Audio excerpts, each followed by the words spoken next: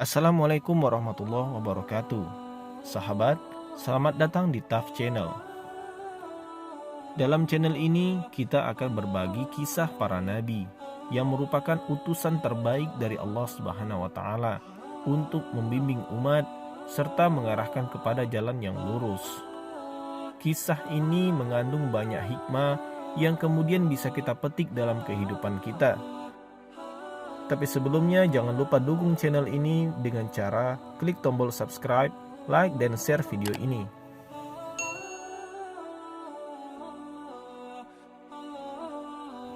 Nabi Idris alaihi salam diakui oleh banyak ulama dan ahli tafsir yang merupakan seorang nabi yang memiliki banyak keistimewaan.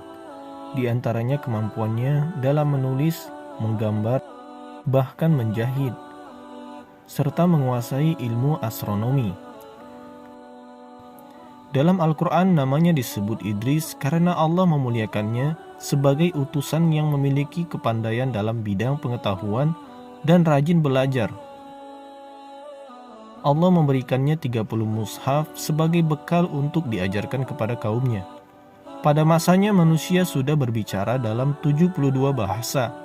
Saat ia berdakwah kepada kaumnya, Idris sudah menggambar pembangunan kota-kota sehingga kota yang berasal dibangunnya berjumlah 188 kota. Nabi Idris jugalah yang membagi wilayah bumi menjadi 4 bagian dan menetapkan setiap bagiannya seorang raja.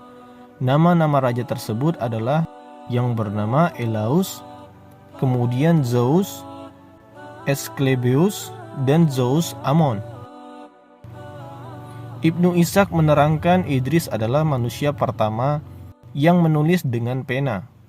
Rasulullah SAW bersabda, "Dahulu ada seorang nabi yang menulis dengannya, maksudnya menulis di atas pasir.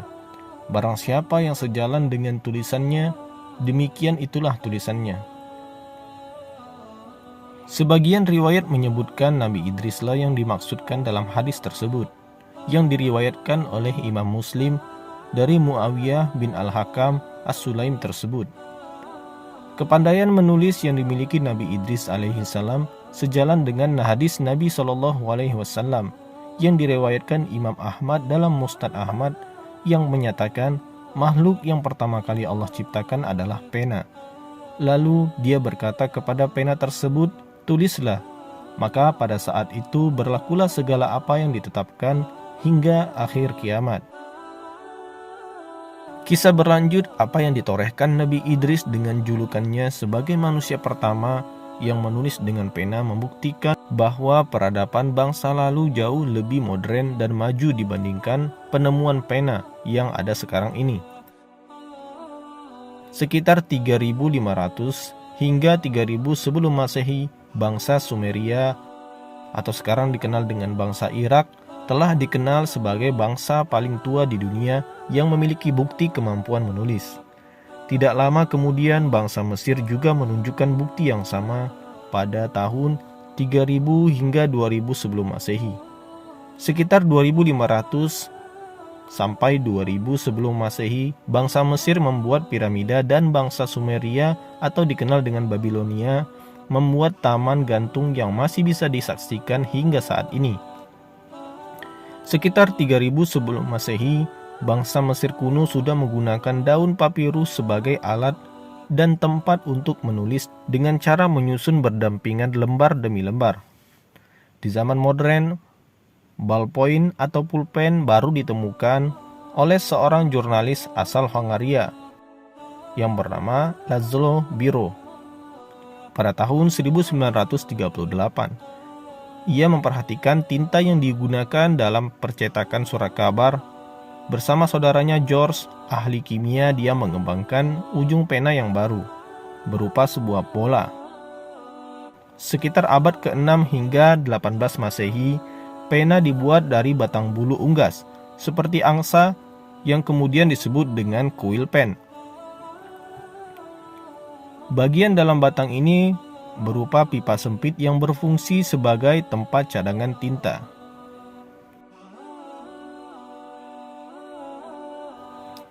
Bangsa Sumeria kuno dikenal sebagai bangsa yang memiliki peradaban tertinggi dan tertua di dunia. Berbagai macam bangunan dan kebudayaan lahir dari wilayah ini. Salah satunya Taman Gantung. Taman Gantung di Babilonia. Nabi Idris alaihi salam selain dikenal sebagai manusia pertama yang menulis dengan pena, juga dikenal sebagai orang yang pertama kali menggunakan bintang sebagai petunjuk arah, waktu bercocok tanam, memperkirakan kondisi cuaca, dan lain sebagainya. Ia juga merupakan manusia pertama yang menjahit pakaian. Menurut sebuah riwayat, bangsa Sumeria telah mempelajari ilmu perbintangan untuk mengetahui masa bercocok tanam yang baik. Misalnya rasi bintang Taurus yang dipercaya sebagai masa awal musim semi dan cocok untuk menanam. Sedangkan rasi bintang Virgo dipergunakan sebagai saat tepat untuk memanen.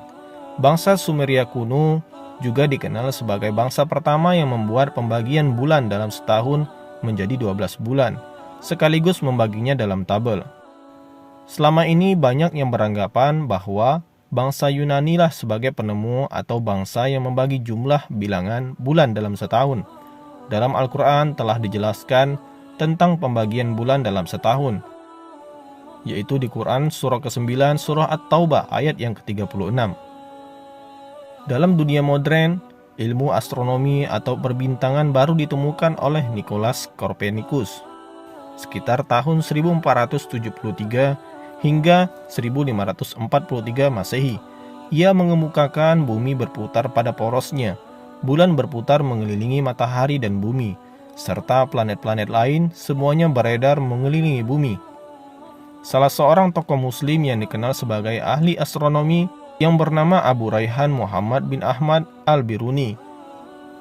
Ia lebih dahulu mengemukakan teori dan ilmu perbintangan sebelum Nicolaus Copernicus. Ia menulis sebuah buku tentang teori ilmu perbintangan yang dipersembahkan pada Sultan Mas'ud dari Ghazna dengan judul Al-Zamahir fi Ma'rifati Al-Jawahir. Pelajaran dari Nabi Idris yang kita dapatkan dalam kehidupan kita, bahwasanya apa jadinya bila manusia tidak pernah menemukan kain untuk pakaian. Mungkin saat ini manusia lebih menggunakan daun, kulit binatang atau lainnya yang dijadikan penutup badan. Begitu juga bila tidak ditemukan mesin jahit, mungkin hingga kini pakaian atau kain tidak akan pernah rapi dan kuat. Tahun 1755, Charles Wenzel, asal Jerman yang tinggal di Inggris, mematenkan jarum untuk sebuah mesin. Tahun 1790, Thomassen mematenkan mesin jahit. Tahun 1810, Balthasar Krams menemukan mesin otomatis untuk menjahit topi. Banyaknya penemuan ini membuat para penemu saling klaim sebagai penemu pertama. Mereka pun sibuk. Banyaknya penemuan ini membuat para penemu saling mengklaim sebagai penemu pertama. Mereka pun sibuk mematenkan karyanya, padahal puluhan abad silam, tepatnya sekitar 4500 hingga 4188 sebelum Masehi, Nabi Idris alaihi salam telah mempelopori cara menjahit pakaian. Artinya Nabi Idris pula yang sebelumnya menggunakan pakaian berjahit hasil karyanya. Sebelumnya banyak kaumnya yang menggunakan pakaian dari bulu atau kulit binatang.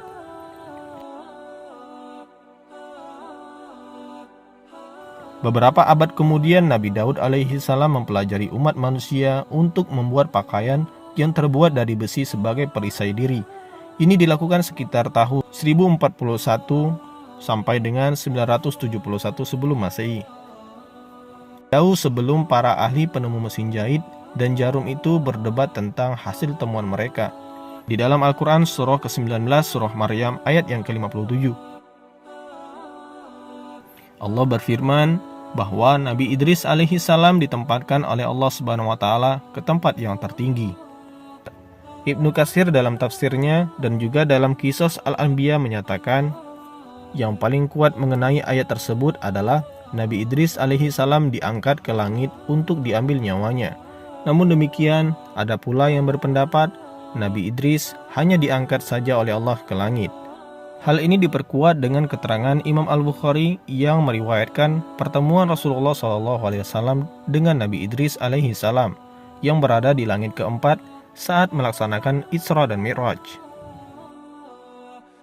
Wallahu a'lam. Assalamualaikum warahmatullahi wabarakatuh.